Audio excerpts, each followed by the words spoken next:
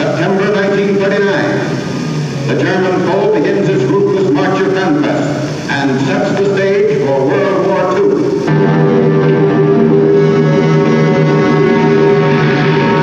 A captured airfield on the outskirts of Warsaw. The Nazi invasion is only 3 weeks old, but already the Poles are facing defeat. A jubilant Hitler arrives to congratulate his troops.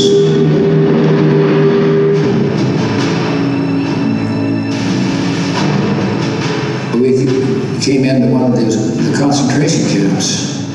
It was quite depressing to see that, and they were such a bad condition. It was quite warm, and they were sleeping outside. And every morning, the living would get up and move, and then we'd take the dead out that died during the night. And this went on for some days in there until we finally got the ones that were well enough. They got them into hospitals and got them into care so that they were repatriated. So how did we get to this tragedy of historic proportions? Millions rounded up and herded into camps like these across Europe. Families exterminated, beaten, shot to death, or eventually sent to the gas chambers. 2/3 of the Jewish population of Europe murdered by the Nazis and their local collaborators between 1941 to 1945 as part of the Holocaust. 6 million Jews. Holocaust survivor Oskar Singer from Poland. His family, a memory. Oskar amazingly survived to share his story so the world would never forget.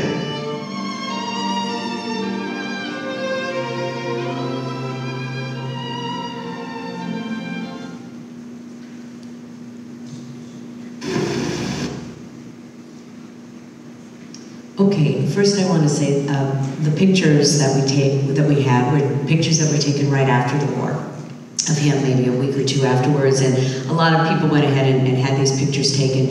So in my life, there was always the time before the war and the time after the war. I thought it was perfectly normal that, you know, you have your dad in a prison uniform on top of your piano. It wasn't something that was so different for me. My father moved to Colorado in 1951, and there were many survivors that moved there. One, their lungs were very compromised, so they went to the National Jewish Hospital, which used to be a tuberculosis center, because many of them had tuberculosis. So, and they were compromised, their lungs, so they went there. So I grew up with lots and lots of Holocaust survivors. I just thought it was perfectly normal, which really isn't at all, because 95% of European Jews were killed. So when you look at the number 6.5 million in your AP classes, you'd say, well, Russia had 10 million people killed, and that's horrible. That is 10% of their population. For the Jewish people in Europe, 95% of the population was completely obliterated. Imagine 95% of America. I mean, so the numbers, when you look at the number of 6.5 million, there was what, 60 million or 40 million? AP teacher out there, help me, that died in World War II. However, so I always grew up knowing my dad had a story, but he never shared it with me. If ever I would ask him, Dad, you know, can you tell me about your family? He would start to cry. He really lost his family. I'll explain the story in a minute. So he would just say, I don't want to talk about it. And so over the years, I learned to get some of this information. It took me many years. I'm 65 years old. It took me many, many years to get this information. And finally, we decided, like I said, to go ahead and start talking to classes. So my dad was born in 1925 in Radomish Wioki, which is a little village in south of Poland, where the Jewish people made up 50% of the townspeople. Many of the little villages in Poland, most everybody was poor. Most little villages in Poland were usually, that's where most of the Jewish people lived, in the little villages. They did not have rights, they did not have a lot of opportunities, so they had to stay where they stayed in the Pale of Settlement, where the Russians, when they originally had owned Poland, had put them and placed them, and they went to school when they could. They went to public school till 8th grade. So he grew up in a religious Hasidic family, and if you know anything of that, we're more secular Jews here. I don't wear a wig, I don't My dad doesn't have a beard and a black hat and things like that. But in Europe, not everybody was like that, but there was a lot more of them. Most of them, 95% of those Hasidic people, as I said, were killed. Some of the sects that were there are no longer there anymore. He had 3 brothers, Jacob, Alter, Abraham, and 1 little sister, Rachel. His first language was Yiddish, which is a combination of German and Hebrew. And that's what he spoke at home, and then he would go to school, and then he would speak Polish. And his family were the kosher butchers of the village, and they were very religious. And as I said, everyone in the village was very poor. There was no train station, doctor, but as my dad has told me, he was happy. He was very happy. So my grandfather was a God-fearing man who believed in tradition and taught Oscar and his brothers to be strong and hardworking and to believe in God and honor the commandments. They didn't have a house like you would see if you ever saw Fiddler on the Roof. They had 3 rooms, and they used to get, like, Dad, remember, used to get wood from on top of the roof. And can you tell us about your life in Poland a little bit? How the life was in Poland. Before the war. Right. Before the war was very poor country. We lived, I was till 8, 9 years when the Germans came, and it was around 13 years, but everything was there. We didn't have too much. There was only 1 doctor, maybe 1 bus, and things. After the war started, there was nothing there. We didn't have anything. Can you tell us about your family a little bit? About your family, what it was like living in Poland? What was it? Yeah, the family lived in Poland, very poor country. We didn't have no, I guess you know yourself, no computers, no things and everything. All there was in school, pencils, and we didn't even could afford our pencils to buy sometimes. So we had to take it borrow from another one. So we borrowed and never gave it back. So the kids didn't have any pencils. Maybe the school gave a little pencils, but very little. It certainly wasn't Parish Community High School. So Daddy's father, Joshua, believed that the Messiah would come. In 1939, his father was very religious, and he was one of the 5 siblings that stayed in Poland. All the other brothers and sisters had moved to America because they couldn't take the pogrom, and the pogrom is just when they just decide, like if you've ever seen Fiddler on the Roof, well, it's time to kill Jews, so we're going to go ahead and just burn everything, steal everything, and if you see some of that in Fiddler on the Roof, you'll see that, and that happened all the time. So there was a huge wave of immigration to America, and in 1871, 1901, 1920, 1930, however, when the war was getting bad in Germany, America actually closed the borders in many ways. They didn't even meet their immigration quota. If the quota was, I don't know what the quota was, they did not meet it. They did not allow the Jews to come in. And even though in Germany things were getting bad, they lost all their rights. They couldn't teach, they couldn't work, they couldn't do anything. They were losing their homes. Many of the German Jews were able, many of them were more educated also, but many of them, because there's more opportunities in Germany, and they had opened up opportunities in the 1910, 1920, and they would allow them to get out of their ghetto, that then there was more opportunities. But in 1933, when Hitler was in power, he started all those laws and Nuremberg laws, and people lost their rights. You couldn't marry a Christian person, you couldn't do anything, and you lost your rights, you lost your home. And so many of them were able to move. However, they couldn't move because even America closed their borders. The whole world closed their borders. If you know the story of Spirit of St. Louis, they, in I can't remember the year, they went ahead in the late 30s, they tried to come to Cuba, and Cuba didn't allow them, and they were supposed to, but there was a bunch of political issues going on there, and Roosevelt just pretended he was asleep the whole time. He did not answer their pleas or calls, and they went back to Germany, and all those people were end up killed in Auschwitz. So there really was nowhere to go. Many of them that moved earlier on, they had opportunities, but the ones who stayed behind waited, because no one wants war.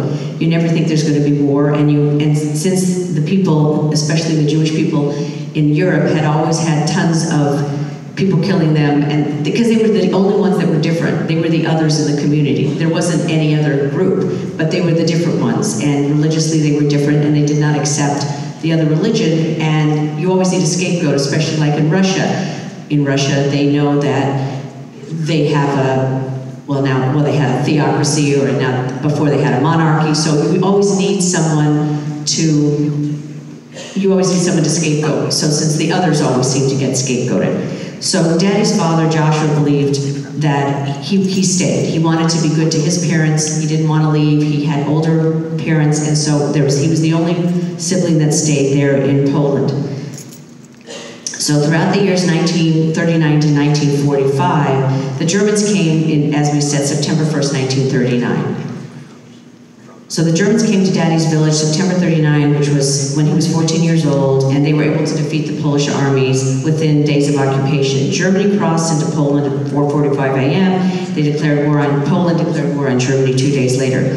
Daddy's older brother Jacob was a Polish soldier and was the only one in the village that was actually killed in a tank war near Warsaw. Oscar's family was devastated by the news, but their only solace would be that they would be spared, he would be spared all the future humiliation and all the murderous rampage of the Nazis later on. So in 39, as soon as the Nazis took over the village, this is actually some pictures of his little village I was able to get from the internet. There's no picture, there's nothing left. I mean, his village was completely decimated. They left one church, but it was completely decimated. And these are pictures, and then as you know, he had to wear a Jewish star as soon as they came on, they rounded them on. They were very Germans at regimenting activities and regimenting people. They were very organized, and so when people say, how did you go like that? How did you go like sheep to slaughter? Well, you didn't go sheep to slaughter, it was all incremental. Every little steps, you think, okay, this will be the last step. Okay, this will be the last humiliation. This will be the last step, but that really isn't what happened.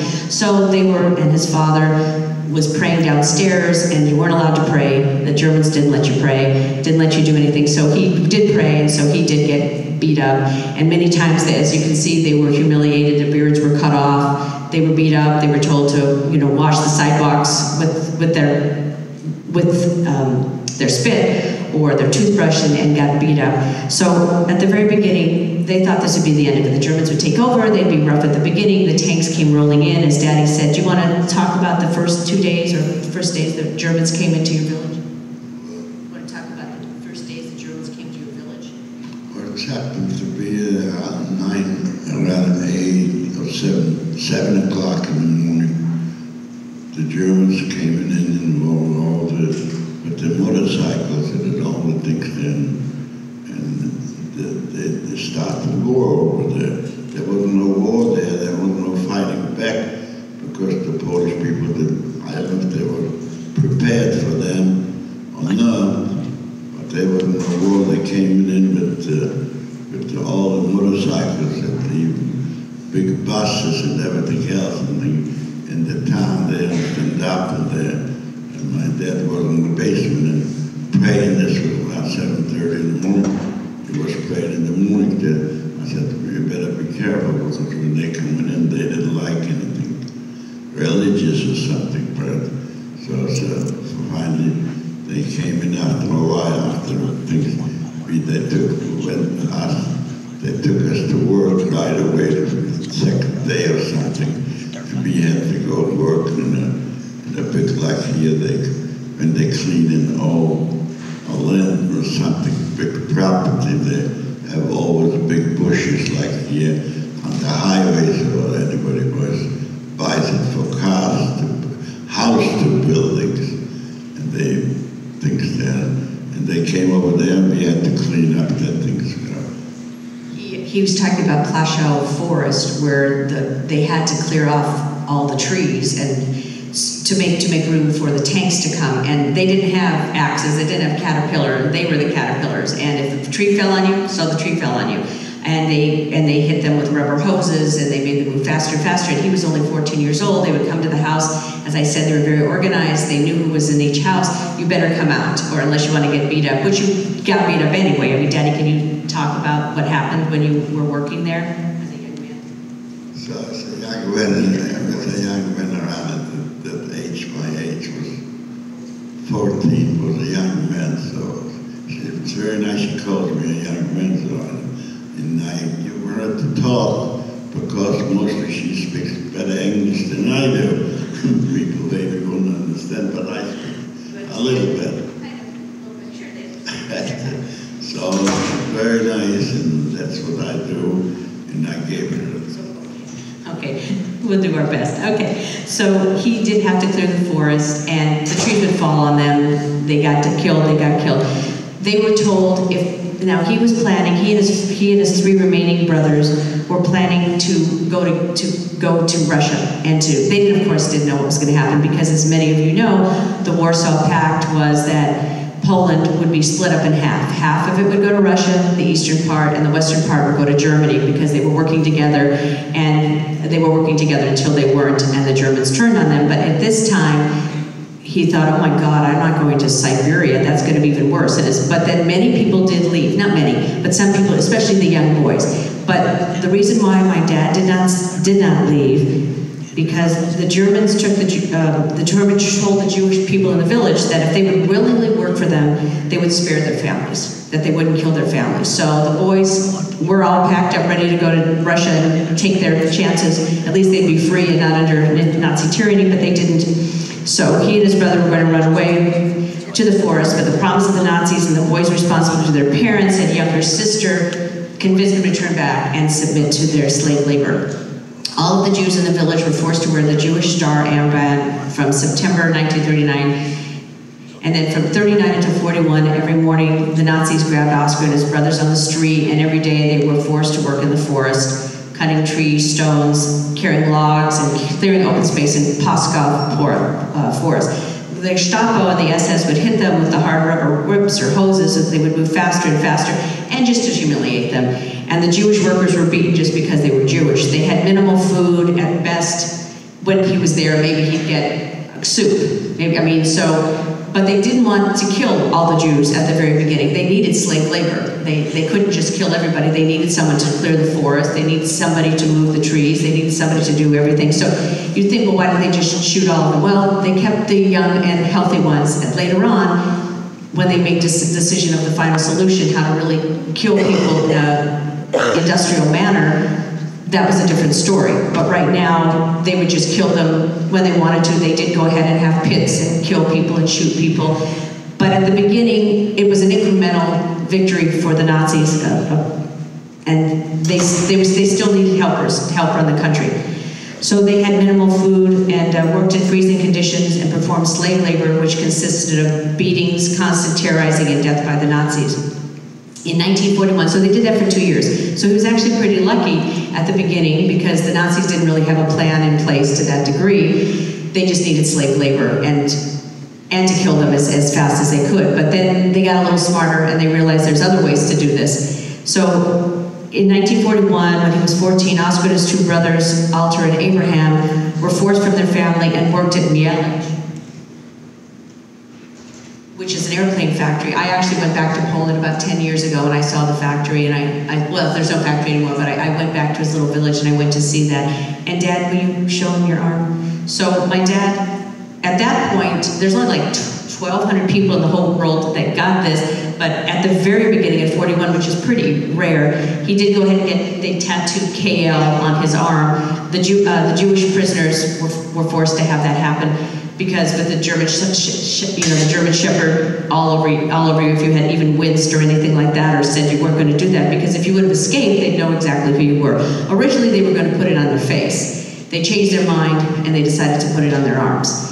But they did go ahead and do that. There were Polish people also working in this factory, but they were allowed to go home every night. They were given food. They were even paid, but they were not, and they were prisoners. Can you say what it was like to work at Mielec Airport? And they no longer saw their family. In fact, they wondered what happened to their family, and some of his Polish friends who were allowed to come back every day would bring a letter or whatever, and then the letter stopped coming. And so he said, you don't know what happened. So at that point, my parents, my dad and his brothers had no idea what happened to his parents. And so they kept working on, because they hoped one day they'd see their parents again. So Dad, can you tell us what it's like to work at Mielec? What you did? We came into, and we were working with that Pushka for all that things to clean up the streets. Mielec, then they worked, and Mielec was an airplane factory, so they told us if you're going to go to work steady at the airplane factory, coming over there, they'll lock us up. Then all the parents will stay in the ghettos. Ghettos means that all the Jewish people together live in one corner, you know, in the side. And then they're going to take him and they don't have to worry. They're never going to evacuate it. They never put him in no place.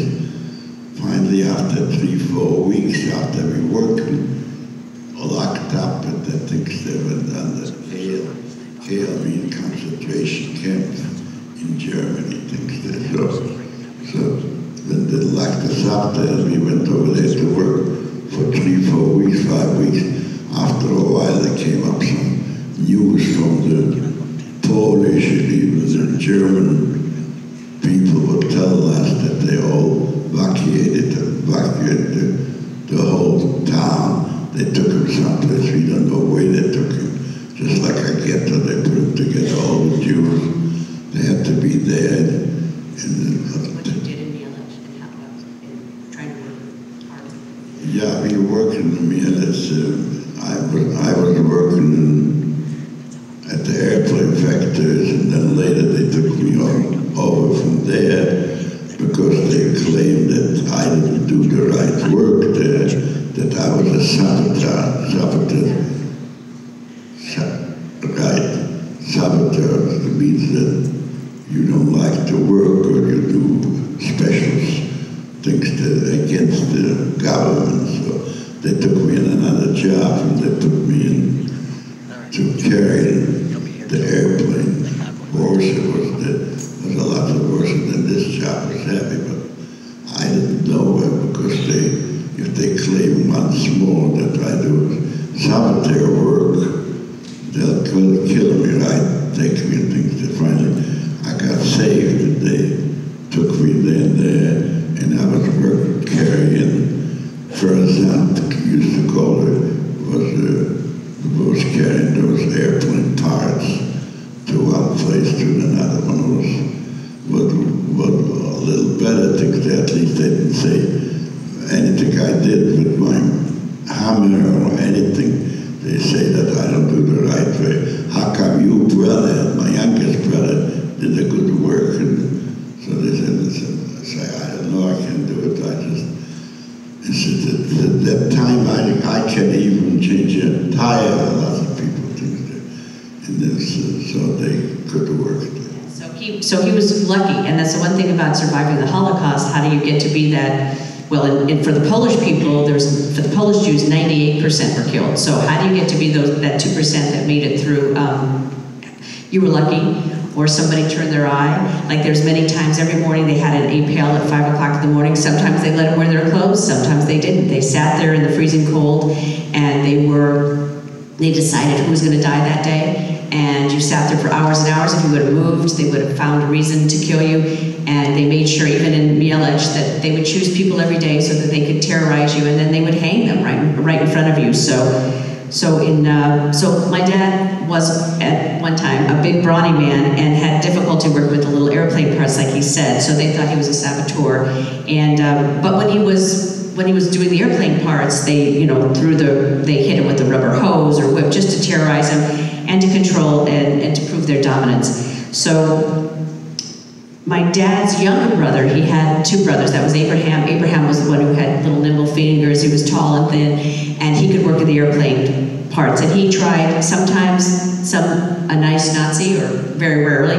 But if there was any extra food, Abraham would sell it, would share it with my dad and some other people and their cellmates. So they all tried to help each other as much as they could. He was spared Oscar's back-breaking work, but later the constant proximity with the glue and chemicals would hurt his lungs and weaken him.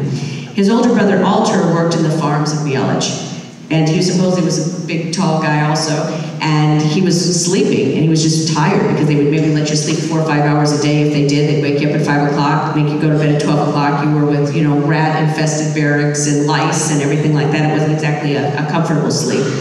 So one day my dad and Abraham came home from work, and they were told by the fellow prisoners that their older brother Alter was injured on a farm machine, but they were all acting really weird, and they found out that, you know, he had lost his legs in a combine, and they just poisoned him. And so there was a time when people said, well, why did you all just sit there and take it? Well, forget the fact that they have huge submarines, and submarines, but that they have machine guns, and they're terrorizing you, and you're starving to death because you barely have any food. And they try to take away their humanity. That's the one thing that they want to do. They want to take away your humanity. And that's the one thing, that's the one power that you have against them, is to not let them take your humanity. And one time the Jewish prisoners, especially at the beginning, especially since they just came back, they did try to escape in the middle of the night, and everyone was ready. However, someone overheard the Jewish prisoners, and the Nazis were waiting for them at the gates. So every day after that, there was the Appell, I told you, which was the roll call at 6 in the morning, where the Jewish prisoners were left outside, sometimes with no clothes, sometimes in the cold, for freezing cold for hours, and Poland's a pretty cold place. So if the Jewish prisoner had escaped in the middle of the night, any Jewish prisoner, the Nazis would grab 10 Jewish prisoners, just pick people out, just pick them out, and immediately shoot them in front of all the prisoners, or they would have 10 of them just sit there in the gallows for everyone to look at all day. 10 of them would be hung, hanged, I don't know, hangman, I guess would be hanged. So you never knew if you were going to live or die. So every day my dad woke up, he never knew if he was going to make it through the day, which really has affected his personality, obviously, even now. A PTSD for 20 minutes, for an hour, some horrible event is terrible. But to do this from 1939 to 1945, to see somebody in the morning that you saw alive is dead at night, that's a hard way to live. So in Mielec, my father was tattooed with the KL. He did try to take it off after the war, but because it was so deep, he could not take it off. So that's why it remains. He hates looking at it, which is why he always wears long sleeves, and he really can't stand when people ask about it. Back in Colorado, we actually moved to Colorado, from Colorado, and people used to think he was a biker, which seemed a little ridiculous, but they were actually afraid of him when I was younger, because he would have, and in those days, nobody had tattoos. So, Dad, can you tell us a little bit about what it was like when you were branded with the K on your arm, how that happened, and do you remember, you know, how exactly what they did when you got branded with the KL? Well, and they put it down there, but it's very deep. That KL means concentration camp, and they wanted that nobody can handle it, take it off or something. So they had a German Shepherd stayed right there, but they pushed the in there. All ways you can take it off there, and that's. And you wouldn't dare even complain, right? No, I didn't claim or things that's the way. It wasn't exactly a tattoo artist doing it. So they were branded to be reminded that they were now Nazi property. They were no better than the animals and had no identity or free will. So my dad told me, as he said, the Nazis would be standing over with their German Shepherds, and they had better not wince or complain, or they'd put the dogs on them and either kill them or just bite them. So he did remove, like I said, his numbers from another source. But in 1943, Alter was dead, so now my dad only had his one little brother, so he felt responsible for him. So in 1943, Oscar and his brother were moved to Wieleczka Salt Mine. Now this looks really nice, but this is not where my dad was. Wieleczka Salt Mine is a World Heritage Site, and I was also, where they had to work was, they had to go every morning and, you know, into the salt mines with the Nazis, never knowing if they were going to come back or not, and it was pitch black, and they were cleaning all the dust and cleaning everything that was there, and it was just it says it's probably one of the worst 6 weeks he had ever been. Dad, can you tell us about Wieleczka? Yeah, I worked there, but we were there for 6 weeks, me and my little brother and everything else. And we came over there, and I thought we're never going to come out from there. A salt mine, this was near Krakow, near a big town. And we came over there, it was dark, the lights never worked, always was off. I have to look for somebody to never fixed it. And we didn't know where we were going. I thought, well, I don't think we're ever going to come out from there. They say you forget about it, you're never going to come out from there. Finally, everything was all right. We started cleaning. We put instead of full of truck with garbage or something, make a half and everything else, and finally they changed their mind, thank God. And they took us in a big truck. They took us all out there, and we went away to near Plaszow. Right, that's correct. I'm going to give the next picture, that's right. You've seen Spielberg's list. Plaszow concentration camp was right next to where the Oskar Schindler's factory was. And I've been there also, and there's Auschwitz, then there's like Schindler's List and Plaszow, and they're all in a very similar area. And my dad then was put in a cattle car, and I'm sure you've seen the cattle cars if you've been at several museums. And by the end of your little cattle car ride, like 25% of the people in the cattle car were dead. There was no place to go to the bathroom, there was no air, no water. If you were lucky, maybe they hose water in, and then like animals, you guys could just, try to get some water. But people died, there was no food, and so 25%, as soon as they opened the doors to Auschwitz, which was his next destination, people said, well, how could you just sit there? Did you not know anything? Well, there was no radios, there was no TVs. They had inklings, but they were just regular people, like everyone in the audience. They never really thought that it could go to that level. Plus, it was too horrible to think about. So you get off these cattle cars where 25% of the people in your cattle car are dead by the time you open the cattle cars. No place to go to the bathroom, the place is horrible, and they've reduced you to animals, nothing more than animals because they truly are cattle cars. And then they do the selections, as many of you know, they do the selections, they decide who's young, who's old, who was able to manage that. The older people were, and the children were given to another line, and then the ones that seemed a little bit healthier, once again, they still needed slave labor. They still needed to man the concentration camps, and the jobs were the Jews to hopefully they don't see the brothers and sisters in there that they had just converted to ash. So at that time, he got another tattoo on his arm, and that tattoo isn't there anymore because it was much lighter, and so he was able after the war to take that off because he didn't want to look at that either. But if you look close, you can see the scars, but he just didn't want to look at that number. But the KL, like I said, he couldn't. So his brother and Abraham went after Wieleczka. They went here, which was in Plaszow, and they were separated. So in this was in late 43. So they were separated, which was a pretty scary thing for both of them. But they had to do what they had to do. And the brother, he worked in Auschwitz or Plaszow. Where did Abraham work? In Plaszow.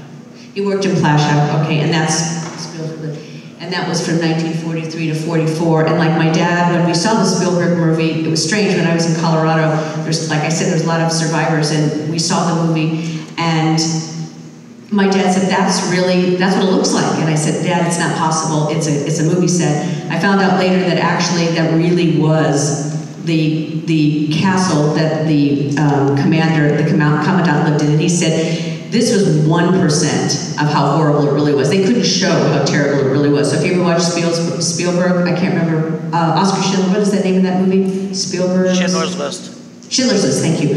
That he said he was there, it was 1% of how horrible it really was. So if you were lucky enough to be selected for work, then you had the number tattooed on your forearm. Otherwise, as you all know, you went right to the Zyklon B gas chambers, and you were killed. And then it was also the job of the Jewish prisoners to have to take out all the ashes and do it. And as you know, everyone was repurposed, but we'll talk about that in a minute. So approximately 1.1 million people were killed using this method, mostly at Auschwitz, but there was a lot of satellite places there too. Most of them were gassed on arrival.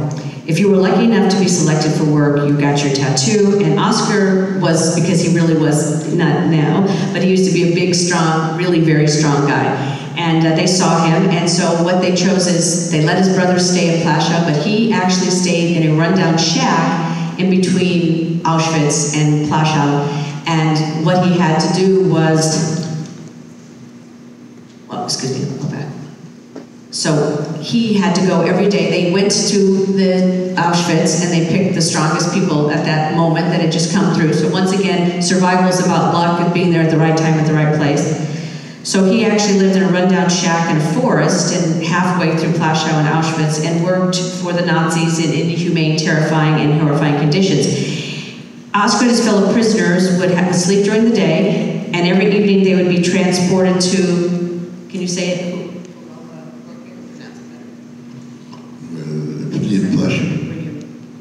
What you did at Gorka?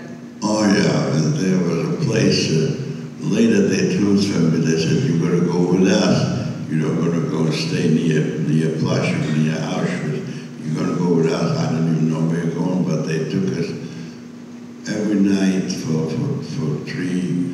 6 weeks, every night they took us to work all the time, and they, in the morning, 6 o'clock and 6 p.m.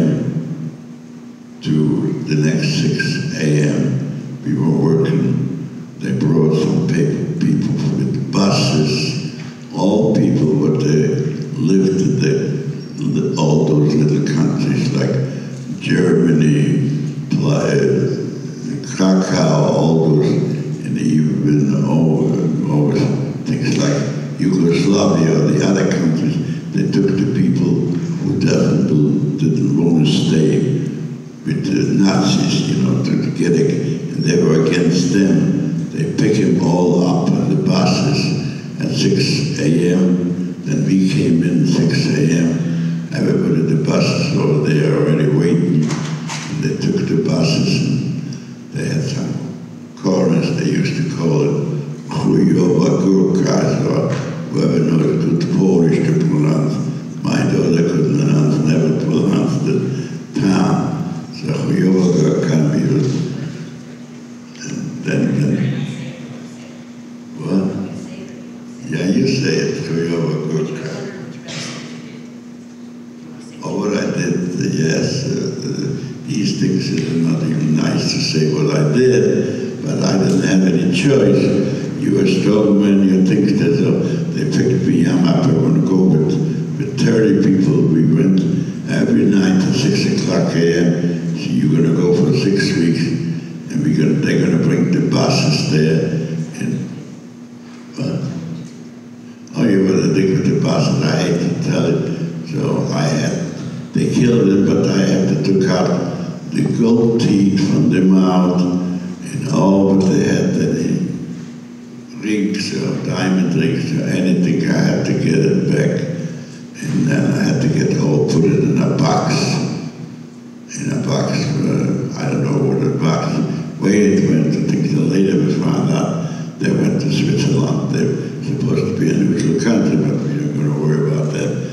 So then they took those people and over there, and they killed them. They took out the gold teeth. They saved it there. Where they went, I don't know. Yeah.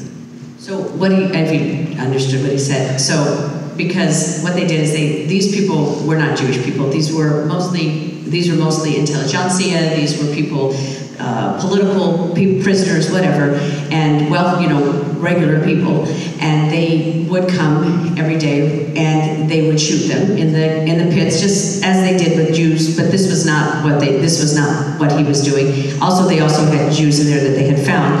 But for the most part, what they did is his job was he was like the dentist. I mean, there was 30 people every morning that came back from Auschwitz, had to live in the shack, and like my dad said, more than half the people couldn't do it. They just said, shoot me now. So the Nazis would just shoot them in the pit along with the people that they shot, the political prisoners or whatever.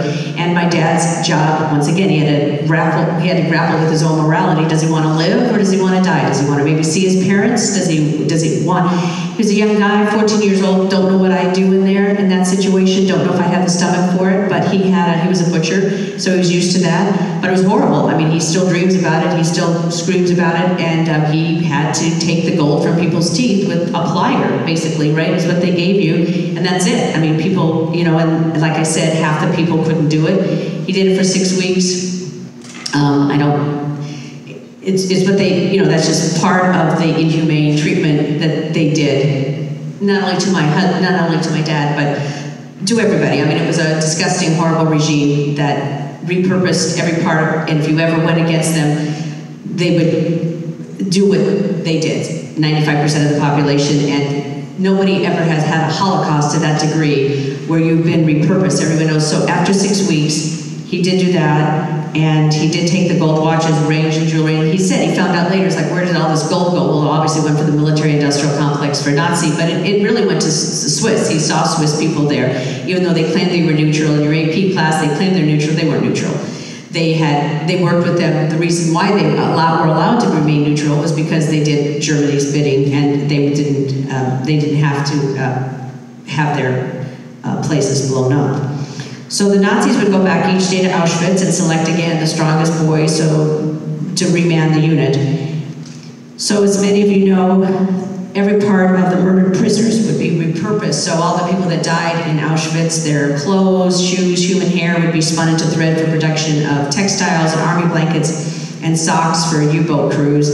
And defenseless human beings were used for gruesome medical experiments. As you know, it's unfortunate that many many orthopedic experiments that were performed in Nazi Germany under prisoners with no anesthesia, horrible things that they did to pregnant women, horrible things they did to twins, horrible things that they did for medical experiments that unfortunately many of that was documented, and we do have that information today. So we know about it, we know what they did, and it's not anything that is not there. It's objective information. They've kept records. There's an excellent book out there called Hitler's Willing Executioners, The Ordinary Germans. The Gestapo was a different group, that had their blood type underneath their armpit in case they got caught.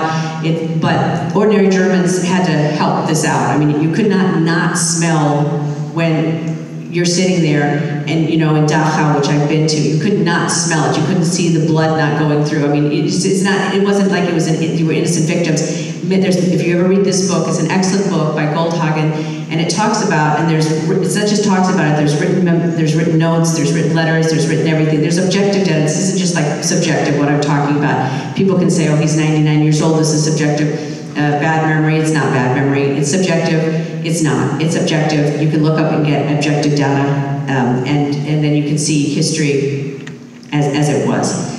So after 6 weeks in that unspeakable unit, he was returned to Plaszow concentration camp, and he worked as a slave laborer, packing and carrying parts throughout the factory until mid-1994. Oskar was transported from Plaszow to Auschwitz by Dresden tank factory. He worked in the tank factory and carrying parts once again from warehouse to factory. He was actually pretty big, pretty tall, and he could actually do that. So also, the one thing that saved his life, as I found out with many survivors that I met back in Colorado, is to work with food. So, and then many of them ended up working with food. My dad ended up as a caterer because he really cannot stand to be hungry. He can't go to bed without a glass of water. He'll wake up at 2, 3 in the morning because he's starving and he has to eat something. And that's how many of them, it's all about survival and grappling with your morality every day. Also, feeling guilty. I mean, what he didn't please him. But he also refused to ever be a capo. If you know what a capo is, it's just like a military unit commander against other Jewish prisoners. He refused. When there was a trial afterwards, he spoke up and said, yes, this guy was a bad person, and I would never do that. He would have never done anything like that. So luckily he worked in the kitchen. The Nazis ate well. I mean, they had their food. Everybody else had, if they were lucky, some broth and soup and one piece of bread. That's all they had. And like he said, when he was a young boy at the beginning, he hid his one piece of bread underneath his pillow, thinking, oh, I'll have it in the morning. But then, it was stolen. So we learned real fast that you get one piece of bread and some syrup. If you're lucky, you get some soup with nothing in it, just clear broth. And if you're lucky enough, you eat it as fast as you can. So he worked in the kitchen, and so when the Nazis weren't looking, he would stuff food in his face, or potatoes. He also tried to share it with his brother back in the cellmate. Like I said, his brother was nice enough to try to share food with him. He returned the favor. I mean, the one thing, once again, in the camps or wherever you're in situations, you have to grapple with your morality. Are you going to become like your tormentors, or are you going to maintain your humanity? I mean, that's all you can do. They take away your clothes, they shave you, they take away your humanity, they make you into a prisoner, they make you into an animal, they tattoo you, but are you going to turn into what they want you to turn into? Because that's when they win. When your enemies have taught you to be like them, then you win. So the one power that you have and the one saving grace for humanity is to not turn into your tormentors and to be better than that. And that's what my dad has taught me to be, and what he tries to live every day. He tries to live every day. So at that moment, he decided in that vein that he was going to bring potatoes for his brother. So he hid some potatoes in his little prison outfit, and but unfortunately, a couple times he was successful, right, Dad? You were able to bring potatoes back to your dad. And do you want to say what happened, or you want me to say what happened when they caught you? Okay. And things get upsetting for him. That's why I do most of the talking. So I mean, you probably think I'm a loudmouth, but I'm really not. He just, it's hard for him. He starts to cry. It's very hard on him. So even after, 80 years, it's still really hard on him. But he will answer questions, and he's totally fine with that. But that's why I do a lot of the talking. It's just too much. So he did steal those potatoes, and the dogs caught him. So they put the dogs on him, and so he got pretty badly beaten, and he got beaten also, but he also got his legs bit up. And if you look at his legs, he's got some scars on his legs and stuff like that. But he was lucky. That's the whole thing. It's about luck. It's about being at the right time at the right place. It is a lot of times in life. He didn't get infected because they certainly weren't. There was nothing called a hospital infirmity for these people, unless they were going to do medical experiments on you. So there was no reason. They weren't going to get you better. They wanted you dead, work you to death. In fact, my dad can tell you that the Germans would yell at him all the time, and this was their mantra to the prisoners all the time. Say the German. I heard say the German, so some people understand it. Would be nice either. So anyway. They talk, we talk, she gives me the help to park. So that explain to you, you'll have, like they say, you mustn't kapier wie ein dog. You have to celebrate. They'll kill you so long till you kapier like a dog. You suffer like a dog. And a dog doesn't even want to suffer either. Even when they get hit, a dog has a lot on an accident, the dog, they still running around and scream and things. They still don't want to be very sad, but that's the way it goes. And that's what they are there. You must kapier like a dog. Every day we heard it about you was that you they have to kapier like you are Jew, you have to kapier like that. You suffer like a dog, you die like a dog. So they reduced them to nothing more than animals and dogs. They needed them until they didn't need them. And like I said, they repurposed their body parts. They weren't just going to throw them out. And it was a lot cheaper, and Zyklon B was a lot better than wasting their bullets. And as time went on, as you know, they were losing the war. So they had to be more cruel, but they also had to be more efficient. So the way to be more efficient is Zyklon B. So in early 45, the war was going badly for the Germans, and they were moving further and further west. So what they did was, as they went ahead and moved everybody as much as they could. I mean, they killed as many people as they could, but they didn't have that much time. They didn't want Americans. They don't want him here speaking today. They didn't want any victims left. They didn't want anything left. So they tried to kill as many as they could, but they were also running out of time. If the Russians came, they would be massacred because the Russians were really angry. You know, they took Stalingrad and Leningrad, or tried to. They weren't happy. So they were running away from the Russians as fast as they could. And so what they did is they opened up a lot of the concentration camps in the east, from the west, and then they put them on a march. It was really called the Death March. It was a 6-week from my dad, from Auschwitz by Dresden. It was a death march where no food, no water, no this, so that you just kept walking. And if you didn't, you got shot, or you just got killed, or they do whatever they do. They just go with their bare hands. They're running out of ammunition. So unfortunately, his brother was on the walk to Reichenstadt. It was a 6-week walk in the middle of the winter, and with no shoes, no this, no that. If you didn't die of frostbite, you were lucky. But as my dad said, on the way, on the way, unfortunately, his brother, because his lungs were compromised from all the glue that he had worked with in the airplane factory, so what was his greatest asset ended up being his demise. So he ended up on the way, he couldn't do it. He told Oscar, I can't do it anymore, I can't move anymore. So my dad once again had to grapple with this moral decision. His brother was going to die. He was starvation, he was starved, couldn't walk anymore. They were going to shoot him if they weren't, or just whatever. Do you want to talk about that or no? The main thing is that he could, all of a sudden, one morning we get things there after we walk and that he can't go no more. Something do around, when he was working on the airplanes, that do around, and he saw the some like steel got on his heart, and he couldn't walk anymore. So I said, couldn't walk, what can I do? There's the people who walk with you, the Nazis that walk with you, they have the uniforms. I go in and tell them that they can't do any walking. And he says, I can't do anything about it. We're going to keep on walking. If you don't want to go, so he'll stay. And he says to me, what I'm going to do? He says, you can go with me too. So, and I knew right away what they're going to do right away. I didn't walk away maybe 15 or 20 or 30 miles, half a kilometer or something I have. Then I heard some shooters, so I must have shot him right away. So that's what he wants me to do. But I said, but I'm going to go the same thing as Iris. And I just keep on walking with them. And that's happened to my brother. And I came home back. After a while, everybody said, your brother, where's your brother? I said, he's not here anymore. They took him away from this place, walking together, and he thinks that's about it. I mean, once again, you know, we all can judge.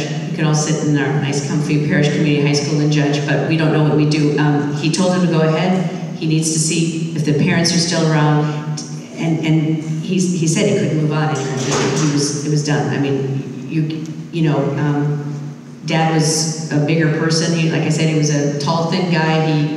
He couldn't make it. And besides, his heart had given up. And so my dad still grapples with that. Once again, you have to grapple with morality. Just give up on the floor with him and say, you know what, just kill me now. I have no hope. I have no desire. There won't anything be any better. The war's never going to end. And I'm going to get killed anyway. So what's the difference? Instead, my dad has a survivor mentality, which I don't, you know, that maybe tomorrow will be better. Maybe people will be better, maybe things will be more humane, and maybe I can find my parents. So that kept him going. Imagine he was only 16 or 17 years old. I mean, my dad was thrown out of school when he was in 6th or 7th grade. The Nazis didn't let him go back to school. My dad doesn't have any more education than that. So he was from a religious family, so religious families, you know, you're taught, you know, some humanitarian premises, and to be the best you can be and to serve God. And my dad's a very religious person, and he believed that maybe if God saves one more, then it's worth it. So if one more person goes, or if he on his life's mission can travel through and help somebody, then he just decided at that moment. He probably didn't even think that much. You know, am I going or am I not going? I mean, I'm making it seem as if there's all this moral decision making. There's no time for any moral decision making. There's no time for any moral decision making. You make a decision or you die. So he made his decision. Unfortunately or fortunately, he's had to live with that all of his life. He's had to live with everything he did, everything he didn't do, and for no reason, really, just because they wanted their property. It was an economic, as we know, it was economic. It was terrible in Germany. They lost so much money after World War I. And I'm not saying that what they did was right. We demanded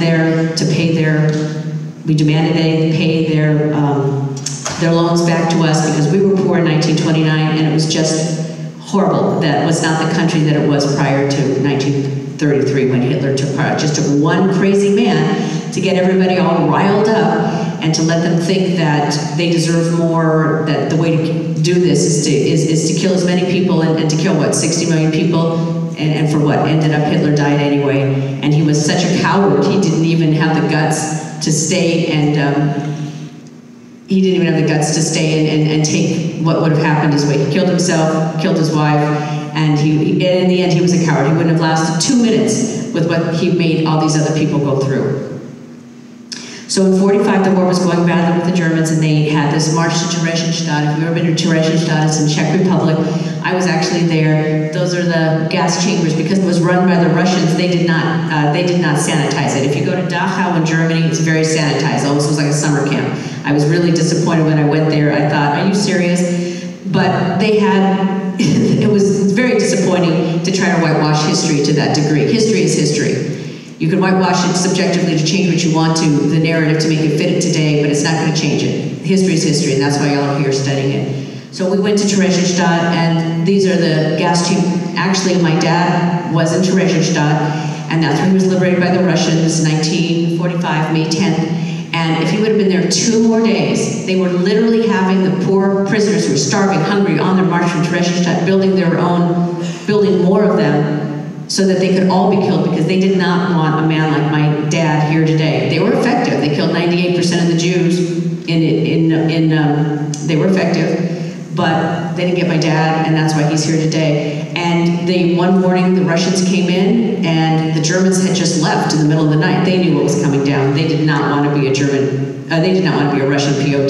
That would not work well for them. So once again, without their guns, without their prison, without their big uniforms and their big boots and their whips, they were once again a bunch of cowards. They ran off. They didn't even own up to what they had done or what they hadn't done. They ran off.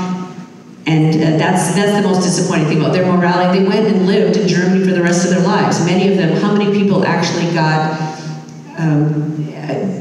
criminalized? Very few people. The Nuremberg trials, yeah, a few people. But ordinary Germans, like I said, read the books and see the narratives, see the history, and you'll see that there was a lot more involved than just a Gestapo officer.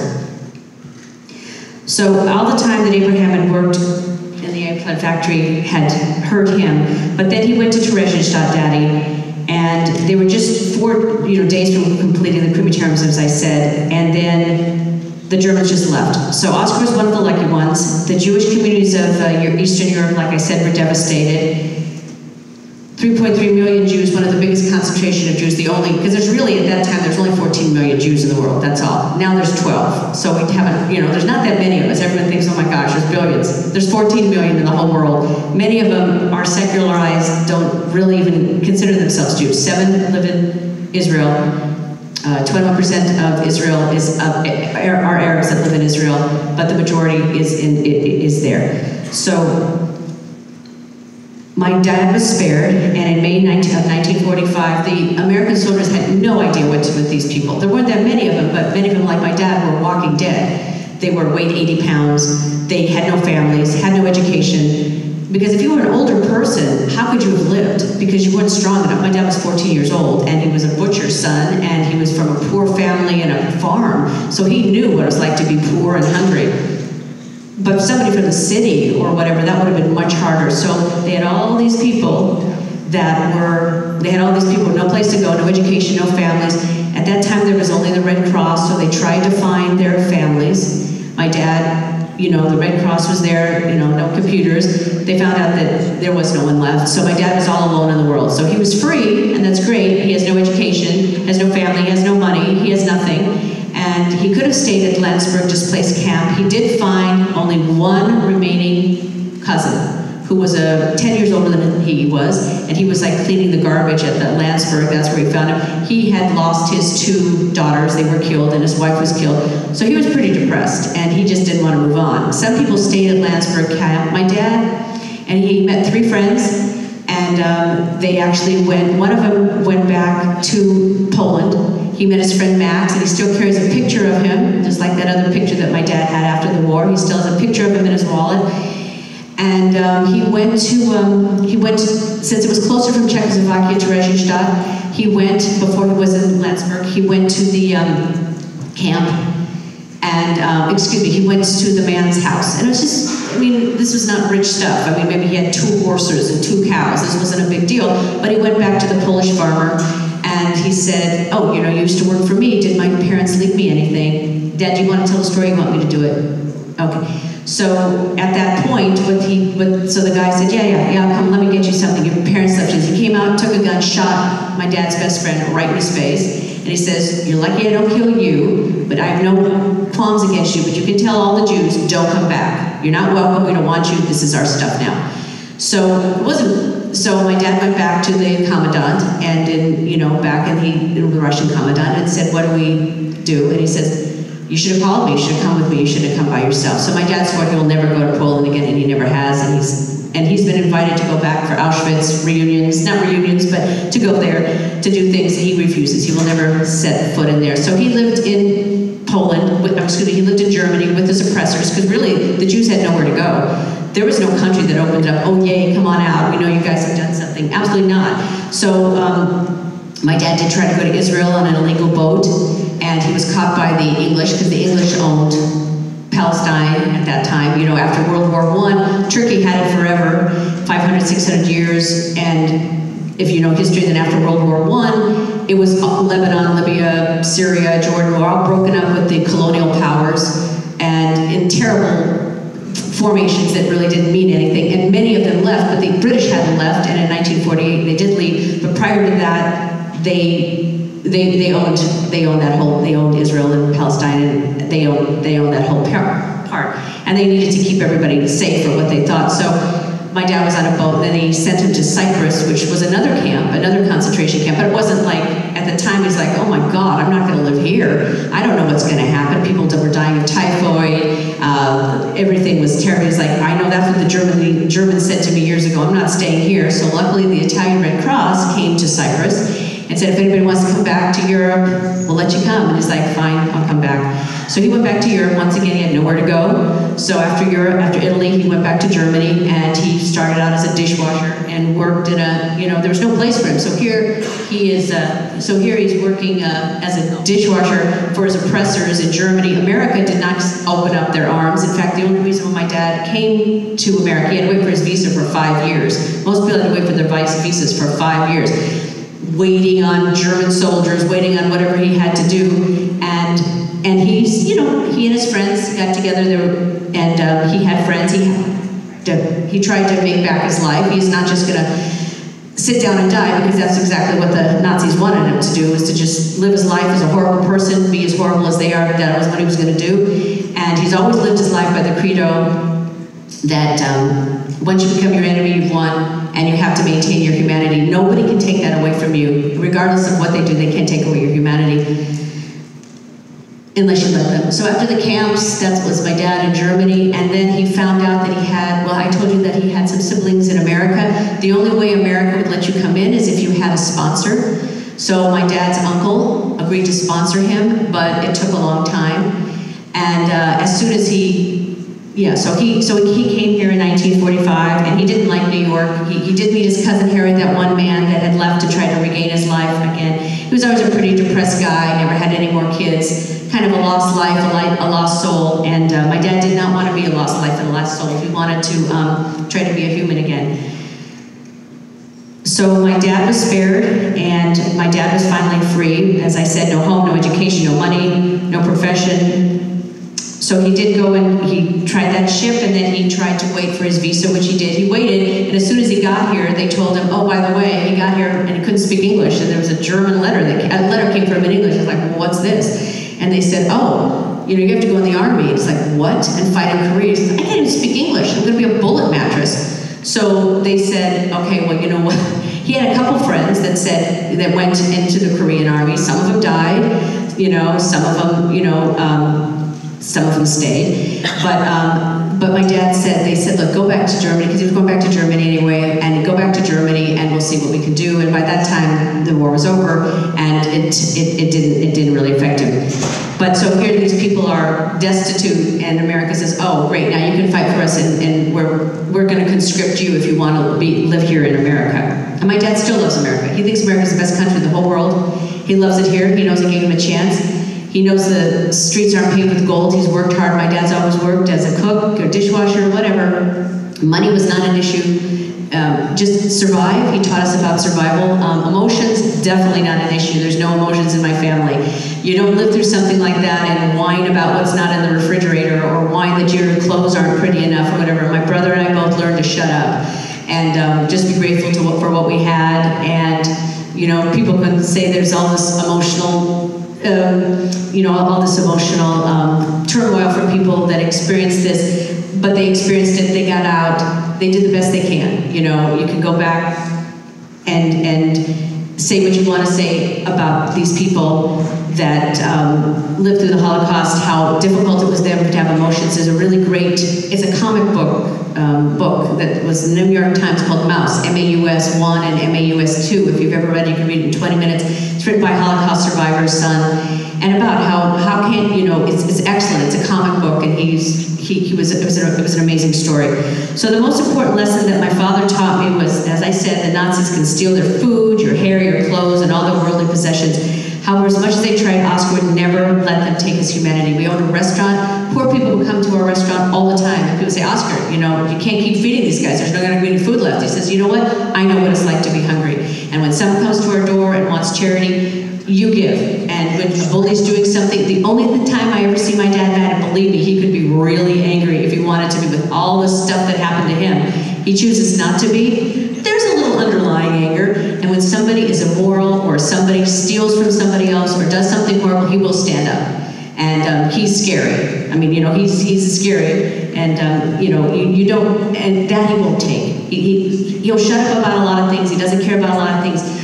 But when people's rights are being taken away or prejudice, he doesn't understand it. He doesn't understand why anybody dislikes anybody for the melanin of their skin or their religion, because he knows what it's like to be on the end of that. It makes no sense to him. And he doesn't want to live his life that way, and he wishes other people would live their life that way. So everyone has a choice to choose humanity over evil and to choose hope, forgiveness, and love or darkness, violence, racism, or brutality. My father embodies what's right in the world, and he will always be my inspiration. And I really appreciate you letting me share his story with you.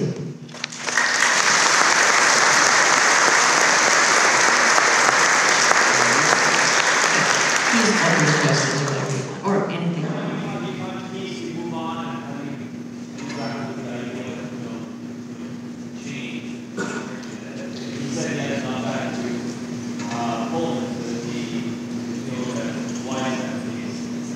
Why haven't you gone back to Poland, and do you forgive the German people or the Nazis, or do you put them together? Go back to Poland. I would say the whole country is problems. The whole country is against the Jews, not against anything else. But there are some good people and there are some bad people. That's what even the first day when I came out, I was walking still in my uniform, one from Auschwitz, from the Czechoslovakia, I'm sorry, from Czechoslovakia. I went by there and said, come in my house and I'll get you a suit. There's a new suit, never been worn. And he gave it to me to wear, number one. Number two, I went back another 2 more blocks someplace else. Somebody gave me a bicycle to drive. Then you have some transportation if you want to go there. Not all people are bad. There's some bad people, good people. Some even I went to a beauty shop operator. I'll ask him something in Czechoslovakia where that place is. A place I wanted to go someplace. Then he closes the beauty shop and he came over here. There are still some good ones, there's still some bad ones. They were through the war, they were over there. I'm pretty sure, I don't know what thinks there, but it's good people, bad people. So it's in this country the same thing. They're good people going and shoot people, other ones. Why they shoot, sometimes they don't know. Or there's a war someplace, in Chicago or something, they're shooting each other. But what are you going to do? There's all kinds of people. And the whole world, I've been around. My dad's always talking that, you know, there's a lake, there's good fish and there's bad fish. You know, so he doesn't hate them. I'm wearing my Birkenstocks today. You know, he also says that if you hate people the rest of your life, then you've won. You know, I mean, if you, like, people say, oh my gosh, you can't drive a Mercedes. You know, there's a lot of Jewish people out there, truthfully, who said, oh, you can't. It's like, where were you during the war? You didn't stand up. You didn't really do anything. Because they tried a little bit to boycott. Even Hitler had said, if they start boycotting us, we're done. But nobody did. I mean, so nobody did boycott them. And I think my dad's always telling me, you're not going to hate these kids from today. You're not going to hate this. I mean, what their parents did, you know, what does it say in the Bible? Children not responsible for the sins of their fathers. So, yeah.